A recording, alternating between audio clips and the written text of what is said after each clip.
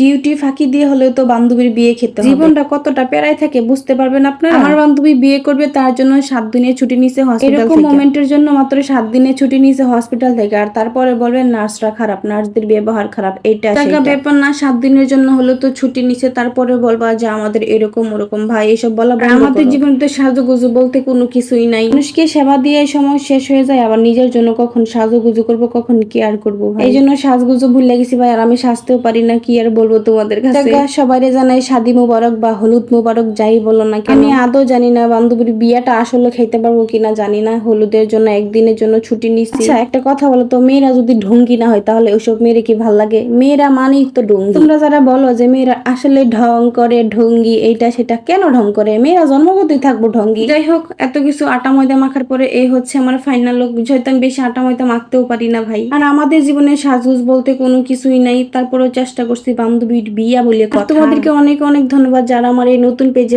এত এত ভালোবাসা দিছো। এত এত ভালোবাসার বিনিময়ে তোমরা খুশির ঠেলায় দোকান থেকে চকলেট কিনা খায় নাও ভাই। আজকে এই পর্যন্তই, গেলাম হলুদে। আল্লাহ হাফেজ।